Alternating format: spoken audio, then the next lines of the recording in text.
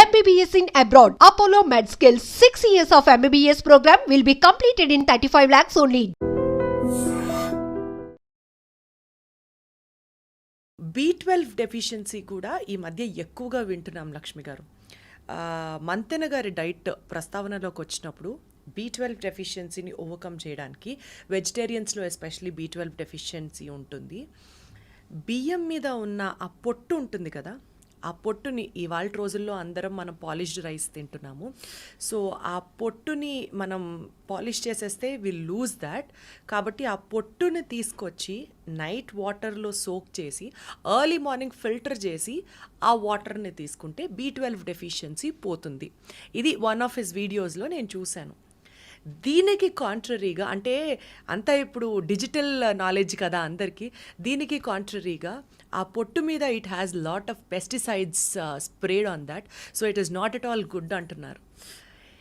ఇన్ని variations of theories ఉన్నప్పుడు ఏది నమ్మాలి, ఏది నిజం, ఏది అబద్ధం? బట్ ఒకటి మాత్రం fact, Indian women are B12 deficient equally.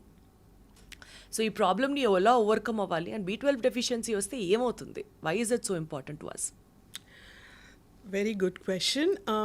Vitamin B12 deficiency వచ్చేసి మన అన్ని వెజిటేరియన్ ఉన్న వాళ్ళకి B12 డెఫిషియన్సీ వస్తుంది. If you are not taking milk, if you are not taking meat and eggs, so this is the reason why you get vitamin B12 deficiency. So ఇది overcome చేయడానికి, so basically మీరు అన్నారు కదా, ఇది husk ఉన్న exactly rice తీసుకోవాలి అని. So ఏమవుతుందంటే, B12 is also produced in your large intestine. So basically మనం ఫైబర్ ఎక్కువ తింటే B12 ప్రొడక్షన్ అవుతుంది మన గట్లో. అదా లెక్క అది. So it is not that ఆ బియ్యం పైన హస్క్ అలా తినాలి అని కాదు, బేసికలీ ఫైబర్ ఎక్కువ తీసుకోవాలి. ఓకే, ఫైబర్ ఎక్కువ తీసుకుంటే కొంచెం శాతం వరకు మనకి B12 గట్లో ఫామ్ అవుతుంది, but not completely as required. RD అంటే రిక్వైర్డ్ డైలీ అలవెన్స్ అంత మాత్రం రాదు. So basically at least if you are a vegetarian, try to drink a little bit of milk, I would say. And fibre ఎక్కువ తీసుకోండి. Like apple తిన్నప్పుడు మనం don't take off the పీల్తో పాటు తీసుకోండి. మ్యాంగో తిన్నప్పుడు ఆ పీల్ తీసుకోండి. సో మనకి ఇంకోటి వచ్చేసి డ్రమ్ స్టిక్స్, మన మునక్కాయ, అందులో ఫైబర్ కూడా it's very good. So fibre అనేది తీసుకున్నప్పుడు there is lot of health benefits for fibre. ఇప్పుడు మనం తీసుకునే ఫుడ్లో కార్బోహైడ్రేట్స్ ఎంత ఉంది, ఫ్యాట్ ఎంత ఉంది, ప్రోటీన్ ఎంత ఉంది చెక్ చేసుకుంటాం, but we don't check the fibre. So fibre is the only 0 calorie food which is very good for your health, and it will remove most of the diseases. For example, cholesterol వచ్చింది అనుకోండి, more than what kind of fat you're eating, మనం fibre ఎంత తీసుకుంటున్నాం check చేసుకోవాలి. Wow, okay, yeah. So fibre is most important. So fibre తీసుకోవడం వల్ల B12 production inside the body న్యాచురల్గా జరుగుతుంది. But apart from that B12 rich foods if you have to take them, ఏమేమి ఉంటాయి అవి? Milk, meet, eggs. మిల్క్ అని మీరు చాలాసార్లు ప్రస్తావన చేస్తున్నారు కాబట్టి I need to ask this. ఇప్పుడు అంతా వచ్చేసేది మనకి యాంటీబయాటిక్ ఇంజెక్టెడ్ మిల్క్ అని, మిల్క్ పౌడర్ని వాటర్లో కలిపితే వచ్చే మిల్క్ అని, అందులో న్యూట్రిటివ్ కంటెంట్ ఉండదని, ఒకప్పుడైతే స్వచ్ఛమైన ఆవు పాలు, గేదె పాలు వచ్చేవి, ఇప్పుడు అట్లా కాదు కదా అని ఇన్ని చెప్తున్నారు. In fact I was astonished to know the fact that చాలామంది మదర్స్ పెరిగే పిల్లలకి కూడా పాలు ఇవ్వడం మానేశారు, knowing the adverse effects of the milk. See, definitely, Deepthi, that is there. So it is somewhat of a gray area if you ask me. So you cannot stay completely off milk. So kids ki veganism alvat cheste, there will not be enough calcium in their bodies.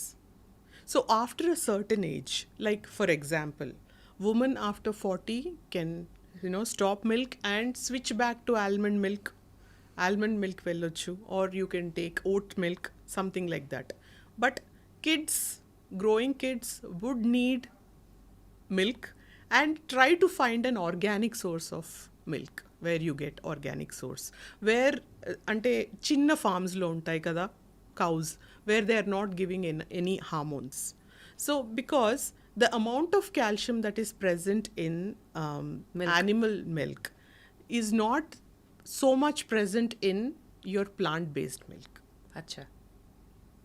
If you compare almond milk, soy milk, oat milk and regular cow milk, calcium content is nowhere comparable to our regular milk. So, okay, age varki it's good. Try to find an organic source is what I would say.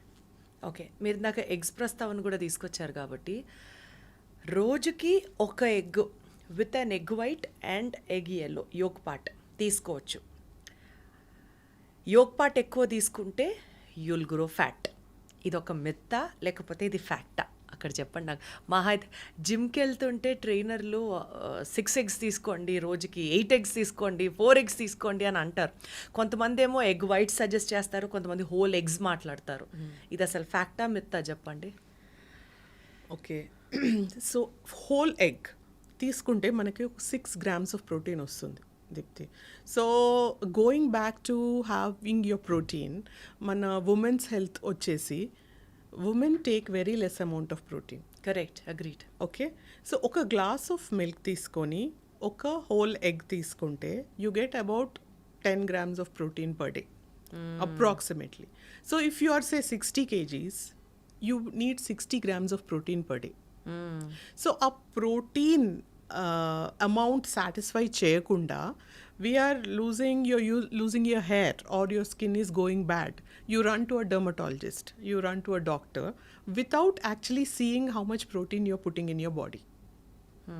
Okay, so having one whole egg is very very important unless you think your LDL cholesterols are way up on the rooftop.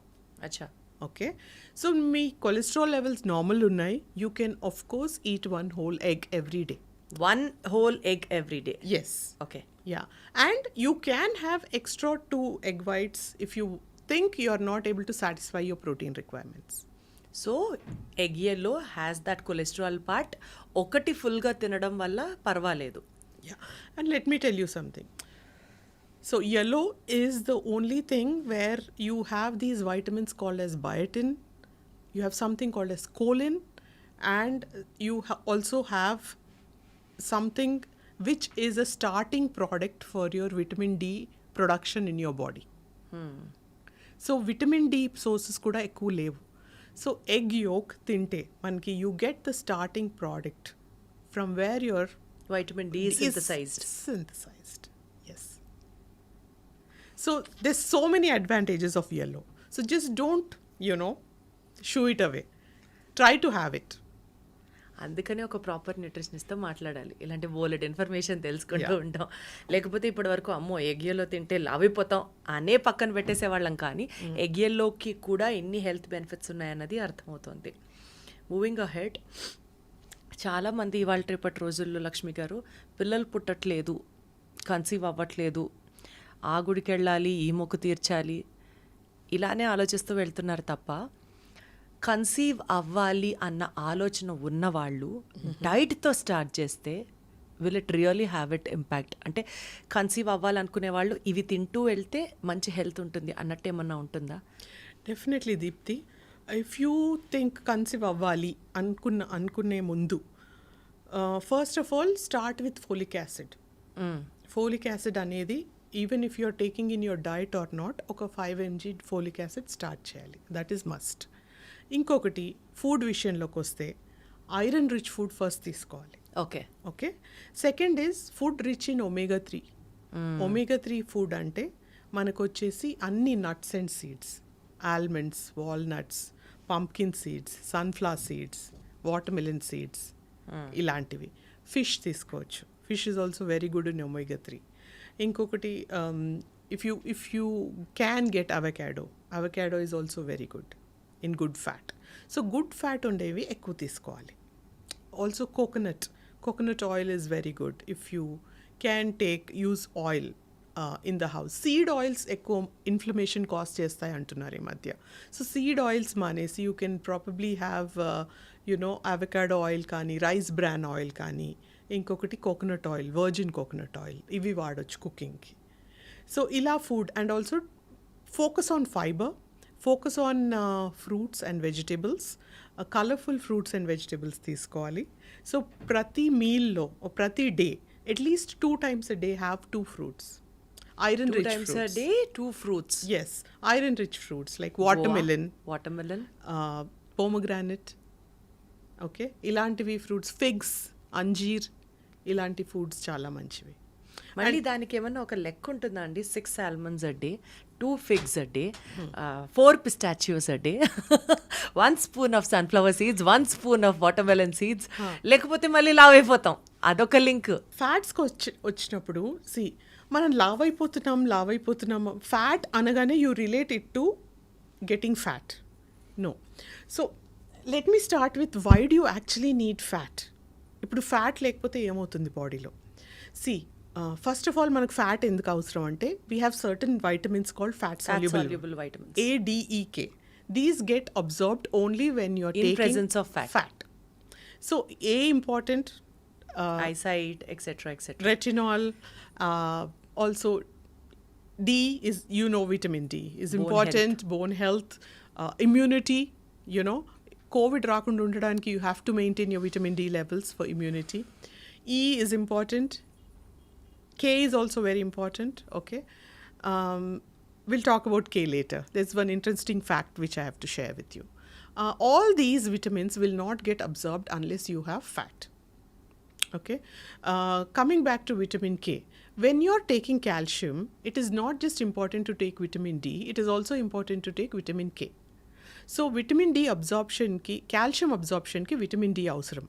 But to tell the calcium to go to your bones and teeth, the vitamin K will tell Oh the my God. calcium. Otherwise, the calcium will go and deposit in your arteries and increase your calcium scoring in your heart. So, మనం calcium తీసుకున్నప్పుడు mostly menopausal women, gynaecologist recommend calcium, or if you have any osteoarthritis your orthopaedician might recommend calcium. But very less number of times they tell you to take vitamin D along with K2. So that you have to consult your doctor and take a vitamin K2 unless you're taking blood thinners, or if you're on warfarins, such drugs, or if you have a condition called polycythemia where there is increased production of red blood cells. Ee conditions lekapothe kanka, if you're normal and you're taking calcium, ask your doctor if you can take vitamin D along with K2. Vitamin D role for calcium absorption వరకు తెలుసు. ఇప్పుడు vitamin K role for the first time వింటున్నాను నేను. So vitamin K rich foods అంటే మళ్ళీ అది ఎక్కడ దొరుకుతుంది? Vitamin K is rich foods are basically your all your greens. Those are very good sources of vitamin K. So fat is important for absorption of fat soluble vitamins and also to hold all your organs together in your body. Imagine a body with just skin. Okay, మీ బాడీని ఊరికే skin ఇంకా బోన్స్తో imagine చేసుకోండి. ఆ organs అంటే మన liver ఇక్కడ ఉండాలి, heart ఇక్కడ ఉండాలి, ఇంటెస్టైన్స్ ఇక్కడ ఉండాలి. అది ఫ్యాట్ హోల్డ్ చేస్తుంది బాడీలో అంతా. సో ఫ్యాట్ మీ బాడీకి స్ట్రక్చర్ ఇస్తుంది. సో దట్ మీకు ఫ్యాట్ అవసరం. ఇవి 2 reasons. ఇంకొకటి, you have to take good fat.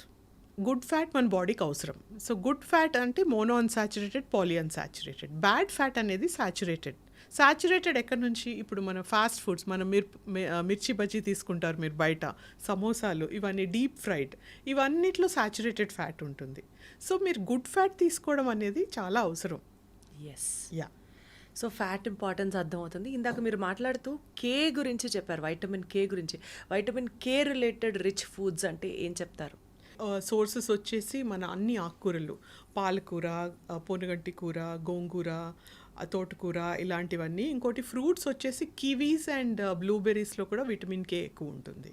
So ఇలాంటివి కూడా తీసుకోవచ్చు. సో లక్ష్మి గారు చెప్పింది ఇంకాస్త మీకు గుర్తుండిపోవడానికి మళ్ళీ రిపీట్ చేస్తున్నాను, correct me if I'm wrong. Calcium absorption బాగా జరగాలి అని అంటే వైటమిన్ డి పాత్ర చాలా అవసరం. అండ్ అబ్జార్బ్ అయిన కాల్షియం బోన్స్ దగ్గరికి వెళ్ళి డిపాజిట్ అవ్వాలి, ఆర్టరీస్ దగ్గర కాకుండా, సో దట్ కాల్షియం స్కోర్ పెరిగిపోయి మళ్ళీ అవి వేరే కార్డియోవాస్కులర్ డిసీజెస్కి లీడ్ చేయకుండా బోన్స్ దగ్గర డిపాజిట్ అవ్వడానికి వైటమిన్ కే పాత్ర చాలా అవసరం. వైటమిన్ కే రిచ్ ఫుడ్స్ అంటే ఆకుకూరలు, ఎస్పెషలీ పాలకూర, పొన్నుగంటి కూర, గోంగూర, ఎక్సెట్రా ఎక్సెట్రా. అమ్మయ్య, Exactly. Thank you for putting it together. Yeah.